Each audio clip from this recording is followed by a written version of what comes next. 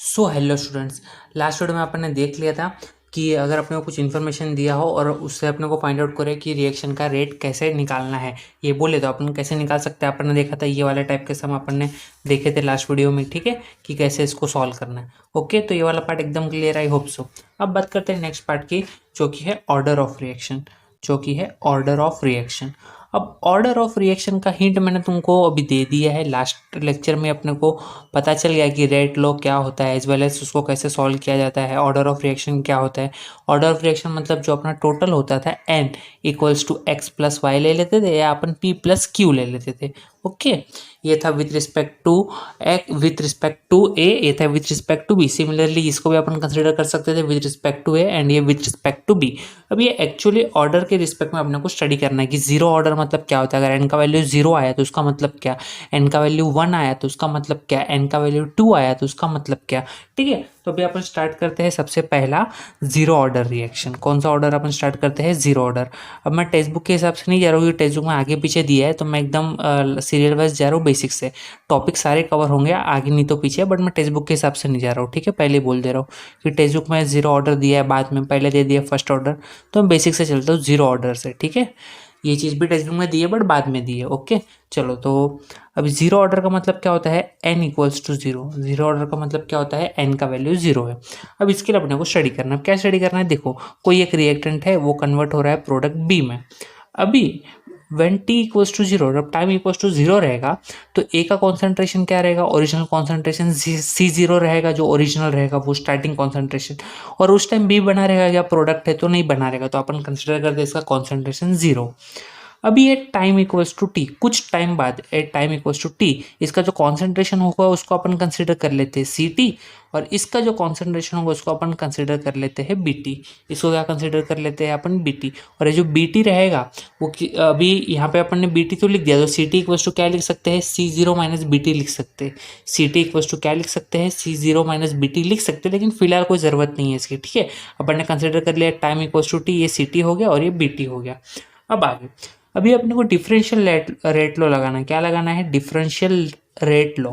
अब differential rate law का मतलब ही है, मैं तुमको बोल रहा हूँ एट इंस्टेंटेनियस रेट। कौन से रेट की बात कर रहा हूँ मैं? At instantaneous rate.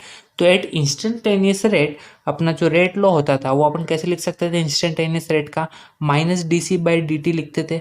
क्या लिखते थे अपन? Minus D C by D T. ये सी था तुम्हारा कॉन्सेंट्रेशन, और माइनस रिप्रेजेंट कर रहा है कि ये रिएक्टेंट के लिए लिखा जा रहा है। तो यहाँ पे रिएक्टेंट कौन है? रिएक्टेंट है ए। तो अभी ये पर्टिकुलर ये रिएक्शन के लिए अपन कैसे लिखेंगे? Minus concentration of A divided by D T, ये हो जाएगा तुम्हारा रेट। और रेट लॉ क्या बोलता है? रेट लॉ का सिंपल सा डेफिनेशन क्या है? रेट लॉ क्या बोलता है कि R equals to rate constant into concentration of A to the power N. अब n होता था इसका ऑर्डर, जो कि अपन ने यहाँ पे कंसिडर किया है n इक्वल्स टू जीरो। अगर n इक्वल्स टू जीरो है तो ये क्या हो जाएगा? k into concentration to the power zero. Anything raise to zero equals to क्या होता था? वन। मतलब k into one equals to k। मतलब r इक्वल्स टू क्या हो गया? रेट कांस्टेंट हो गया। r इक्वल्स टू क्या हो गया? रेट कांस्टेंट हो गया k। मतलब मैं यहाँ पे r के जगह पे क्या पुट कर सकता हूँ? r के जगह पे मैं यहाँ पे k पुट कर सकता हूँ। ठीक है, देखो ये था तुम्हारा इक्वेशन वन एंड ये था इक्वेशन टू। तो इक्वेशन वन एंड टू से मैं क्या कंक्लूड कर सकता हूँ कि r इक्वल्स टू के। अब r इक्वल्स टू के करके देखो अब क्या होने वाला है? From one and two, from one and two, ये चीज़ तो प्रूव हो गई कि r इक्वल्स टू क्या हो गया मेरा k। अब ये चीज़ को मैं क्या कर रहा हूँ? यूज़ कर रहा हूँ, और यहाँ पे मैं ऐसा लिख सकता हूँ minus D C by D T equals to K. Can I write this? Minus D C by D T equals to K. R equals to K हो गया, और ये वाले इक्वेशन में आर के जगह पे अगर तुम लोग के रख दोगे तो तुमको ये मिल जाएगा K equals to minus D C by D T. मिल गया minus D C by D T equals to K. अब इसको क्या करना है? इसको अपने को इंटीग्रेट करना है। क्या करना है? इंटीग्रेट। अब इंटीग्रेट करने के लिए तुम लोग क्या करते हो? सारे वेरिएबल्स को एक साइड ले लेते हो और कांस्टेंट को किसी के भी साइड पे रखते हो। तो यहाँ पे वेरिएबल्स कौन है? कॉन्सेंट्रेशन एक वेरिएबल है और टाइम एक वेरिएबल है, तो दोनों एक साथ नहीं आ सकते, एक को इस साइड तो एक को इस साइड। बेसिक इंटीग्रेशन का रूल है। ठीक है, तो अभी अपन क्या करते हैं? डी टी को उस साइड ले लेते हैं, तो यहाँ पे क्या बच जाएगा? Minus D C equals to K into D T. Okay, K constant है, कॉन्स्टेंट का कोई फर्क नहीं पड़ता, बेसिक इंटीग्रेशन है। ठीक है, अब मैं इसको इंटीग्रेट करता हूँ। अब इंटीग्रेट करने के लिए मुझे क्या पता होना चाहिए? इसका लिमिट पता होना चाहिए। इंटीग्रेट करने के लिए इसका स्टार्टिंग लिमिट और एंडिंग लिमिट मतलब स्टार्ट एंड फाइनल, ये दो चीज़ पता होनी चाहिए। तो अपने को अच्छे से पता है, यहीं पे देख लो, तुमको स्टार्टिंग लिमिट पता है इसका क्या है C0 और एंडिंग पता है CT, और टाइमिंग का भी तुमको अच्छे से पता है 0 से T के बीच में, क्लियर। और अपन कॉन्सेंट्रेशन ए के लिए कर रहे, तो ए के लिए स्टार्टिंग क्या हो जाएगा C0 और एंडिंग क्या हो जाएगा CT हो जाएगा, और टाइम लिमिट क्या हो जाएगा 0 to T, मतलब दोनों चीज़ें अपने को पता है with respect to time and with respect to concentration. तो चलो अभी इसको इंटीग्रेट करके तो क्या लिखेंगे, माइनस इंटीग्रेशन ऑफ, इंटीग्रेशन कहाँ से स्टार्ट हो रहा है, इसका लिमिट C0 से स्टार्ट हो रहा है, कहाँ तक है CT तक है, किसका इंटीग्रेशन करना है DC का करना है, इक्वल्स टू के इंटीग्रेशन ऑफ, इसका टाइम लिमिट क्या है 0 और फाइनल टाइम लिमिट क्या है T, किसका करना है DT का। अभी तो तुमको पता है integration of dx equals to x, ये बेसिक सा फॉर्मूला है, integration of dx equals to x, clear है चीज़, इसमें तो कोई डाउट नहीं होना चाहिए तुमको, इंटीग्रेशन का सिंपल सा फॉर्मूला है। तो इंटीग्रेशन ऑफ डीसी का क्या हो जाएगा यहाँ पे, इंटीग्रेशन ऑफ डीसी का हो जाएगा यहाँ पे आंसर सी, ये माइनस का साइन है ऑलरेडी, और यहाँ पे क्या आ जाएगा तुम्हारा CT और C0 इक्वल्स टू के, और यहाँ पे इंटीग्रेशन क्या हो जाएगा, DT का इंटीग्रेशन हो जाएगा T, और यहाँ पे क्या हो जाएगा विथ रिस्पेक्ट टू, यहाँ पे आ जाएगा lower limit 0 upper limit T, और तुम लोग लिमिट्स को यहाँ पे कैसे अप्लाई करते थे, upper limit minus lower limit करते थे, तो वही चीज़ यहाँ पे वापस से अप्लाई करनी है माइनस, अब तुम लोग अपर लिमिट अप्लाई करोगे C के जगह पे CT, तो ये हो जाएगा CT minus lower limit C के जगह पे C0, ये हो गया C0 इक्वल्स टू के, यहाँ पे भी सेम थिंग करनी है, upper limit minus lower limit, तो अपर लिमिट क्या है T के जगह पे T ही पुट करना है, ठीक है, T ही पुट किया, माइनस T के जगह पे 0 पुट करना है, तो 0 पुट कर दिया, हो गया।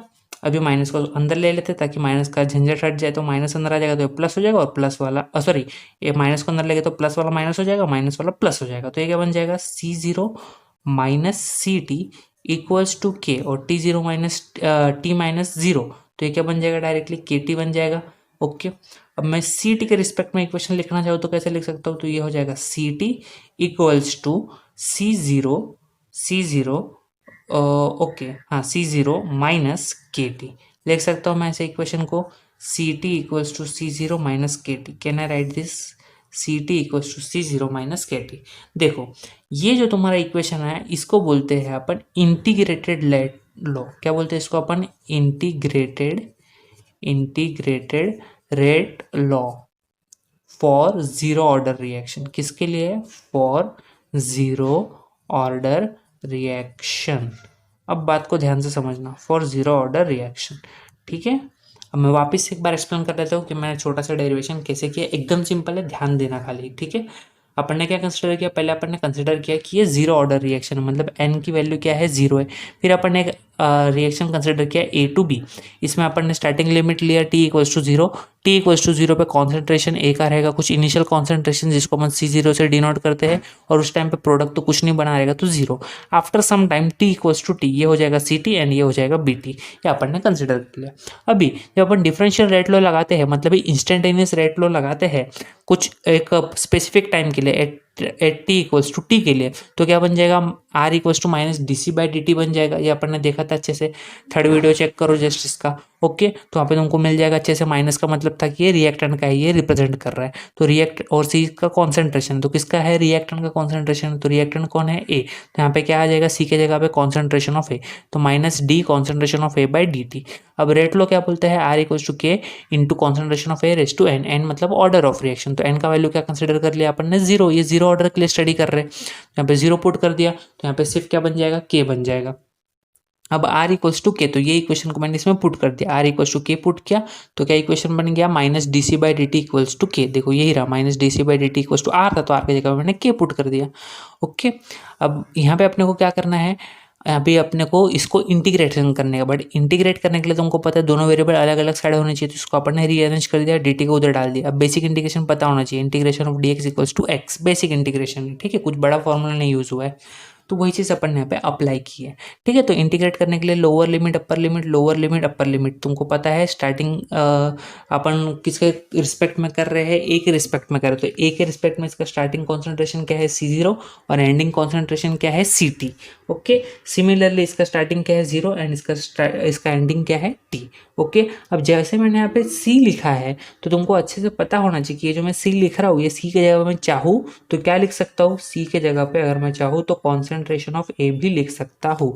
देखो यहाँ से ये चीज़ तुमको अच्छे से क्लियर है कि minus D C by D T की जगह पे मैं क्या लिख सकता हूँ, minus D A by D T भी लिख सकता हूँ, उससे कोई फर्क नहीं पड़ने वाला है। ठीक है, तो टेस्ट बुक में शायद कॉन्सेंट्रेशन ऑफ ए से रिप्रेजेंट किया है, बट ये थोड़ा सा डिफिकल्ट रहता है बच्चों को, इसके लिए मैं एकदम सिंपल वे में बता रहा हूँ, सी के वे में बता रहा हूँ। ठीक है, तो उससे कुछ प्रॉब्लम नहीं होने वाला, फाइनल आंसर सेम ही रहने वाला है। ठीक है, क्योंकि तुम लोग फाइनली तो लिमिट ही पुट करने वाले हो, तो अब इंटीग्रेट कर लोगे तो क्या हो जाएगा, अभी इंटीग्रेट कर लिया तो डी सी की जगह पे सी आ गया और यहाँ पे डी टी की जगह पे टी आ गया। अब लिमिट कैसे पुट करना है, अपर माइनस लोअर, तो अपर है तुम्हारा सी टी, लोअर है सी जीरो, तो सी की जगह पे सी टी माइनस सी की जगह पे ही सी जीरो, सिमिलरली टी की जगह पे टी माइनस टी की जगह पे ही जीरो। ठीक है, तो ये तुम्हारा बन जाएगा एक इक्वेशन, इसको अपन नाम देते हैं इंटीग्रेटेड रेट लॉ। इंटीग्रेटेड क्यों बोला गया, क्योंकि इसको इंटीग्रेट करके निकाला गया, इसलिए इसका नाम पड़ता है इंटीग्रेटेड रेट लॉ। अब तुम लोग अगर अच्छे से चेक करोगे तो क्या मैं इसको ही ऐसे लिख सकता हूँ, C T equals to sorry, इसको ऐसे लिख सकता हूँ मैं, C T equals to minus K T plus C zero. Can I write this, C T equals to minus K T plus C zero. बस मैंने इसको यहाँ पे किया, इसको यहाँ पे किया।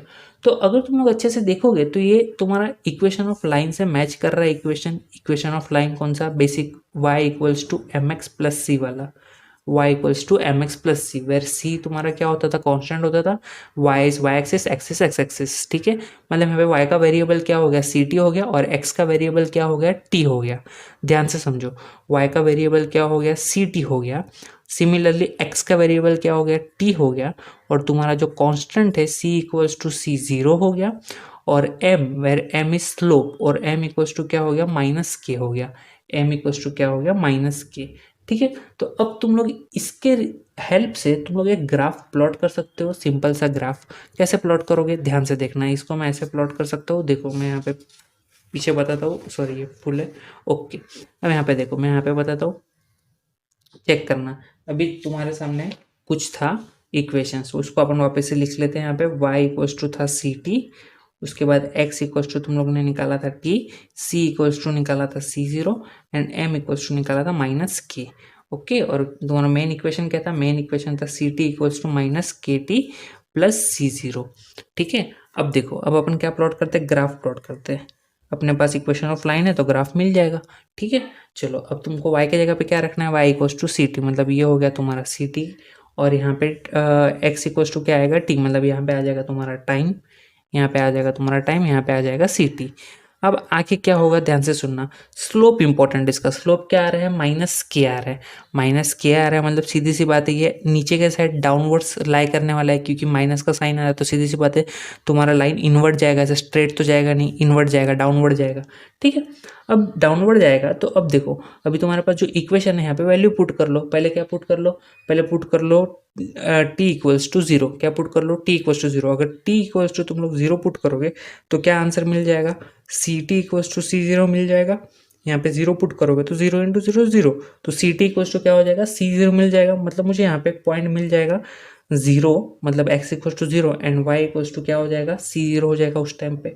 ठीक है, मतलब ये हो गया तुम्हारा सी जीरो इनिशियल कॉन्सेंट्रेशन। और फाइनल कॉन्सेंट्रेशन क्या हो जाएगा, फाइनल कॉन्सेंट्रेशन के लिए क्या करोगे, एक बार इसको जीरो पुट किया तो एक बार इसको जीरो पुट करो। जब C T equals to zero put करोगे तो क्या बन जाएगा, zero equals to minus K T plus C zero, minus K T plus C zero. अब तुमको किसके लिए निकालना है, टी के लिए निकालना है, तो टी के लिए निकालना है तो इधर लेके आ जाओ, तो ये हो जाएगा K T equals to C zero, तो T equals to C zero upon K. तो टी का कोऑर्डिनेट क्या बन गया, सी जीरो अपॉन के बन गया, तो यहाँ पे ले लो, तो इसका कोऑर्डिनेट क्या हो जाएगा, सी जीरो अपॉन के, और दूसरा कोऑर्डिनेट क्या है, जीरो। तो ये दो पॉइंट मिल गया, तो यहाँ पे तुमको एक लाइन मिल जाएगी। तो ये बना तुम्हारा इसका ग्राफ। समझ में आया ग्राफ कैसे ड्रॉ किया, एकदम सिंपल, एक बार वापस से देखो तो समझ में आ जाएगा। ठीक है, अब बात करते हैं अपन हाफ लाइफ की। किसकी बात करते हैं, हाफ लाइफ। अब हाफ लाइफ का मतलब क्या, हाफ लाइफ का मतलब अगर तुम्हारा रिएक्शन को कंप्लीट होने के लिए कुछ 20 मिनट्स लग रहा है तो हाफ लाइफ कितना हो जाएगा उसका, 10 मिनट्स हो जाएगा। तो इसको बोलते हैं सिंपली ऑन वर्ड्स में हाफ लाइफ। तो हाफ लाइफ मतलब क्या बोलते हैं अपन, टी हाफ बोलते हैं। टी को जब आधा होगा तो उसको अपन क्या बोलते हैं, हाफ लाइफ बोलते हैं। When T equals to T half it is called as half life. जब T equals to T half होगा तो रिएक्टेंट के कॉन्सेंट्रेशन पे भी तो फर्क पड़ेगा, रिएक्टेंट के कॉन्सेंट्रेशन पे भी तो फर्क पड़ेगा। तो उस टाइम रिएक्टेंट का कॉन्सेंट्रेशन क्या हो जाएगा, जो तुम्हारा ओरिजिनली C0 था वो अभी चेंज होके क्या हो जाएगा, वो हो जाएगा C0/2। C0/2 क्या हो जाएगा, C0/2, और वो इक्वल्स टू क्या हो जाएगा तुम्हारा, CT हो जाएगा, वो इक्वल्स टू क्या हो जाएगा, CT हो जाएगा। क्यों CT हो जाएगा, ध्यान से सुनना, मैंने क्या बोला, जब T equals to T half होगा तो रिएक्टेंट का जो कॉन्सेंट्रेशन है वो भी आधा होना चाहिए, दैट इज C0/2। तो C0/2 को अपन क्या पुट कर सकते हैं, CT पुट कर सकते हैं, एकदम सिंपल है। तो अब देखो, अभी तुम्हारे पास जो इक्वेशन है यही इक्वेशन का मैं यूज कर रहा हूँ, CT equals to -KT plus C0। Okay, अभी यहाँ पे देखना एकदम सिंपल है, CT का वैल्यू तुम लोग ने क्या निकाला, C0/2, तो यहाँ पे पुट कर दो C0/2 इक्वल्स टू -K, और T के जगह पे क्या आ जाएगा, T हाफ आ जाएगा प्लस C0।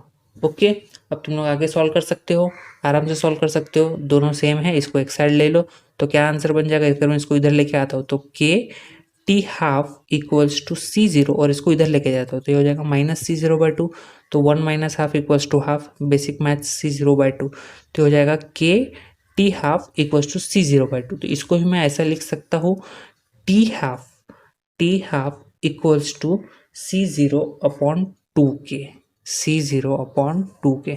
तो यहाँ से तुमको क्या रिलेशन मिल गया, एक रिलेशन मिल गया टी हाफ एंड कॉन्सेंट्रेशन के बीच में। तो half life for zero order reaction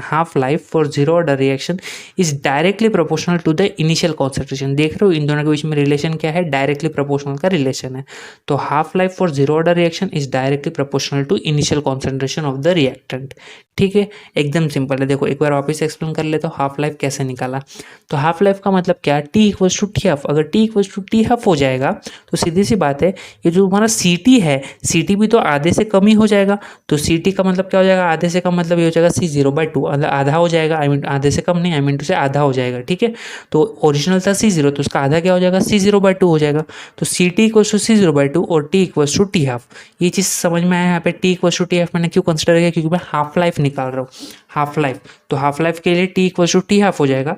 जो सी टी है वो क्या हो जाएगा, ओरिजिनल डिवाइडेड बाय 2, ये भी आधा हो जाएगा। ठीक है, तो C T equals to C0/2, T equals to T half. फिर आगे मैंने सिर्फ रीअरेंज किया है टी हाफ और C0 के बीच में, तो मुझे एक रिलेशन मिल गया T half equals to C0/2 के। तो यहाँ से मैं क्या कंक्लूड कर सकता हूँ कि half life for a zero order reaction is directly proportional to initial concentration of reactant. ठीक है, एकदम सिंपल सी बात है। अब कुछ अपन इसके एग्जाम्पल्स देख लेते हैं, क्या देख लेते हैं इसके एग्जाम्पल्स। अब कुछ एकदम सिंपल एग्जांपल है। सबसे सिंपल एग्जांपल है डीकम्पोजिशन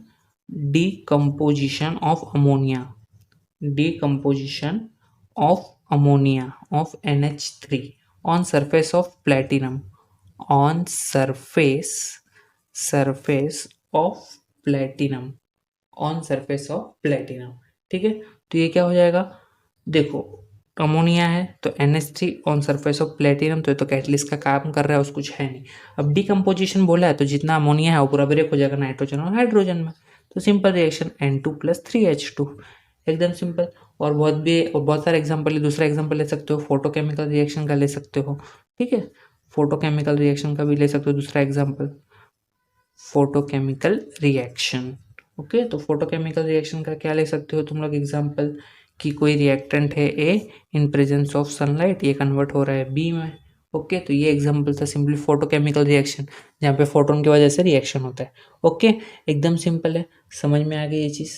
तो यहाँ पे किसी को कोई डाउट नहीं होना चाहिए। तो ये अपन ने सॉल्व किया N इक्वल्स टू 0 के लिए, जीरो ऑर्डर रिएक्शन के लिए। सिमिलरली अपन नेक्स्ट वीडियो में, आने वाली वीडियोस में स्टडी करेंगे फर्स्ट ऑर्डर रिएक्शन, उसका half life time. Similarly second order reaction, उसका हाफ लाइफ टाइम। ठीक है, और फिर जो तुम्हारे टेक्स्ट बुक का बीच का पार्ट है मॉलिक्यूलरिटी वाला, वो अपन बाद में ले लेंगे। ठीक है, तो कुछ कट नहीं कर रहा हूँ, सारी चीज़ें यहाँ पे एक्सप्लेन होगी, but line wise serially explain होगी। ओके, तो यहाँ तक कुछ भी डाउट है तो कमेंट करो, definitely I will reply it. Okay, thank you.